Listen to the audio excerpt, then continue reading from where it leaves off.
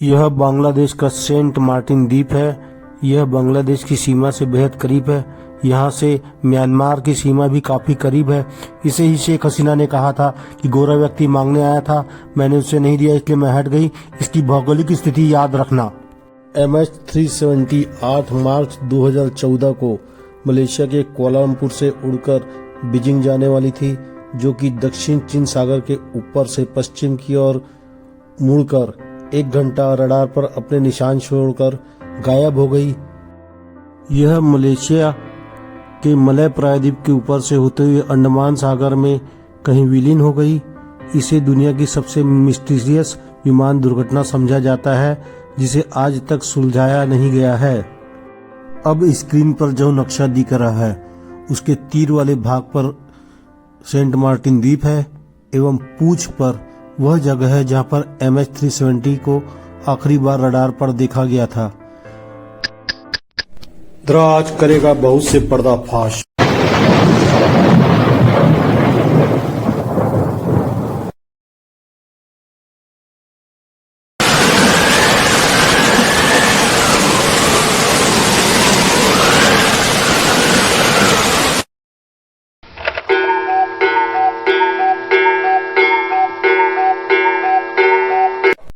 MH370 मलेशियाई airlines द्वारा संचालित एक अंतर्राष्ट्रीय यात्री उड़ान थी, जो 8 मार्च 2014 को मलेशिया से कुआलालंपुर से उड़कर बीजिंग कैपिटल इंटरनेशनल एयरपोर्ट के लिए उड़ान भरते समय गायब हो गई थी।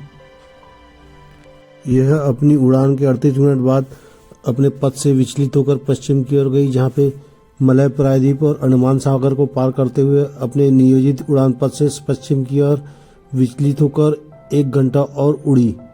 सभी 227 यात्रियों एवं चालक दल के सदस्यों को मरा हुआ मान लिया गया। यह बोइंग के इतिहास की सबसे घातक घटना थी। 4 महीने बाद ही फ्लाइट संख्या 17 को 17 जुलाई 2014 को यूक्रेन के ऊपर मार गिराया गया। इससे मलेशियाई एयरलाइंस की कमर टूट गई। विमान ने उस रात 12:41 को उड़ान भरी। उसी दिन सुबांगू वायु यातायात नियंत्रण केंद्र से 2:40 पर उसका संपर्क टूट गया। वियतनाम के वायु आपातकाल बचाव केंद्र को सुबह 9:30 पर विमान से संकेत मिला, जिसे आपात लोकेटर ट्रांसमीटर माना गया। इसमें 14 विभिन्न देशों के यात्री सवार थे। इसका प्रवेश चीन के वायु क्षेत्र में नहीं हो पाया था, न ही उसके नियंत्रण केंद्र से इसका संपर्क हो पाया था। अमेरिका के पूर्व विदेश मंत्री स्ट्रोप टालबोट के अनुसार मलेशिया एयरलाइंस की फ्लाइट 370 को आतंकियों ने हाईजैक कर लिया है और इसके जरिए वह भारत के किसी शहर पर 9/11 जैसा हमला कर सकते हैं। साल 2012 में अफगानिस्तान की तोरा बोरा पहाड़ियों के बीच महाभारत कालीन विमान के मिलने की जानकारी सामने आई थी।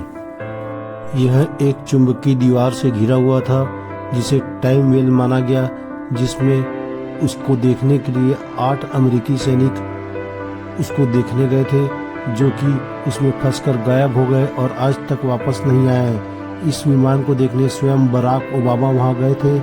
इसके अलावा 4 अन्य देशों के राष्ट्रपति भी वहां गए थे, जिसमें फ्रांस के राष्ट्रपति निकोलस सरकोजी भारत से ही वहां गए थे। यह विमान टाइम वेल के चुंबकीय शक्ति के द्वारा चारों ओर से घिरा हुआ माना जाता है। इसकी थ्योरी अल्बर्ट आइंस्टीन ने यूनिफाइड फील्ड थ्योरी के नाम से जानी जाती है।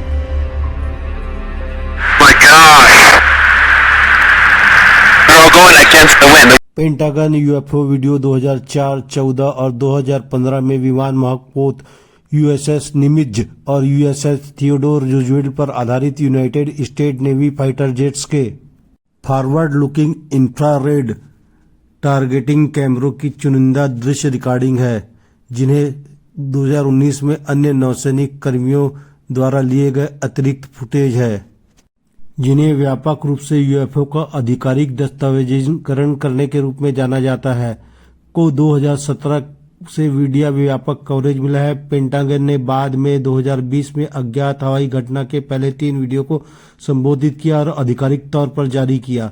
और 2021 में किए गए 2 बयानों में लीक हुए 2019 वीडियो के सिद्ध होने की पुष्टि की। फुटेज भी 2023 में जारी किए गए। आगे उन वीडियोस को दिखाया गया है। आप क्या मानते हैं कि यह वीडियो वास्तविक है या यह भी फेक है? आपका इस संदर्भ में क्या कहना है? आइए पहले देखते हैं जारी किए गए video.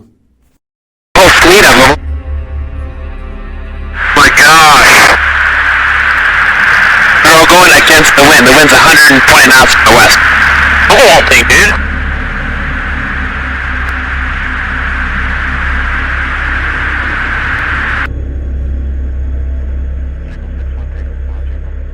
Oh, got it! Woohoo! Roger.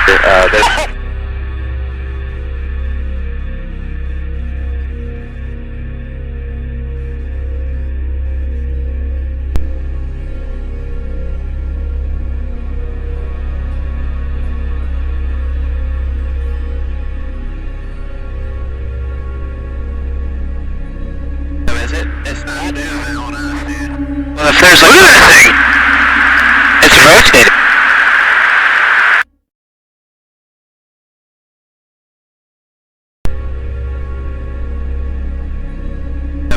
It's not down. Well, if there's a look at that thing, it's rotating.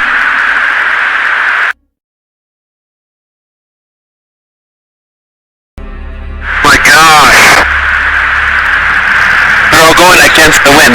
अमेरिकी संसद के सामने अमेरिका के पूर्व वायु सैनिक अधिकारी मेजर ग्रश ने बताया कि उन्हें काम के दौरान पता चला कि दशकों से यूएपी के क्रैश होने की घटनाओं पर रिसर्च और यूएपी पर रिसर्व इंजीनियरिंग प्रोग्राम चलाया जा रहा है। अमेरिका के रक्षा विभाग पेंटागन ने मेजर ग्रश के दावों का खंडन किया है। पेंटागन ने एक बयान में कहा कि जांच में यूएपी की रिवर्स इंजीनियरिंग के दावों के संबंध में कोई पुष्ट जानकारी नहीं मिली है और न पूर्व में और न वर्तमान में इससे संबंधित कोई कार्यक्रम चल रहा है। मेजर ग्रश ने यह भी बताया कि सरकारी विसल ब्लोअर बनने के उन्हें काफी विरोध झेलना पड़ा। हालांकि इसके बारे में ज्यादा जानकारी देने से मेजर ग्रश ने इनकार कर दिया। यह भारत के एक और प्रमुख अखबार की कटिंग है जिसमें इसी बारे में विस्तार से बताया गया है। इसे आप यहां पर देख सकते हैं। इसके अलावा संसद की कार्यवाही की फोटो समेत सबूत इसमें दिखाए गए हैं जिसे आप विस्तार से देख सकते हैं। आप क्या सोचते हैं इस बारे में? हमारा मीडिया या कोई भी मीडिया इसके बारे में लगातार बात करके इसे पूर्णतः उजागर क्यों नहीं करता? और ऐसा क्यों है कि अमेरिका का रक्षा विभाग इस जानकारी को दुनिया से छिपा रहा है? क्या इसकी जानकारी सिर्फ अमेरिका को है या विश्व के अन्य महाशक्तियों को भी इसकी जानकारी है? अब मैं जो बता रहा हूं उसे ध्यान से सुने। यह वह क्षेत्र है जहां MH370 गायब हुआ था और इसे लेकर अमेरिका के सेना के प्रवक्ता ने कहा था कि इस विमान का अपहरण एलियंस ने कर लिया है। दुर्घटना के 2-3 दिनों बाद ही अमेरिका का जहाज उस जगह पर पहुंच गया था जिसमें से उसने अपनी खोजी पनडुब्बी समुद्र के अंदर विमान को खोजने के लिए उतारी, लेकिन अमेरिका के प्रवक्ता ने बताया कि उस जगह पर उसे काम करने नहीं दिया जा रहा है। अज्ञात शक्तियों द्वारा उनकी पनडुब्बियों को समुद्र के अंदर बाधित किया जा रहा है जिसके कारण वह उसे खोजने में असमर्थ हो रहे हैं। विश्व की सबसे शक्तिशाली सेना का प्रवक्ता ऐसे बयान देता है, इसका क्या अर्थ है? क्या वह शक्ति अमेरिका से भी ज्यादा ताकतवर है? क्या वह एलियंस है या चीन द्वारा कोई प्रोजेक्ट किया जा रहा है? एलियंस के बारे में 2014 से पहले एवं बाद की घटनाओं के बारे में विस्तार से आगे बताया गया है। आप इसे देखें एवं इसके बारे में अपनी राय बनाएं। आज के इस आधुनिक दौर में आपके पास वह सारी सुविधाएं हैं जिससे आपके द्वारा इन बताई गई बातों को तथ्यात्मक रूप से परख एवं जांचा जा सकता है एवं समझा जा सकता है कि क्या सही है और क्या गलत है। अगर आपको लगता है कि यह सही है तो आप इस पर विचार करें। यह सच पर आधारित है, लेकिन मुझे यह समझ में नहीं आता कि यह विश्व की सबसे प्रमुख घटना है लेकिन सरकारें इस पर ध्यान क्यों नहीं देती है। आइए आगे के भाग में मैं बताता हूं आपको एलियन और यूएफओ के बारे में विस्तार से, तथ्यों के सहित सबूतों के साथ।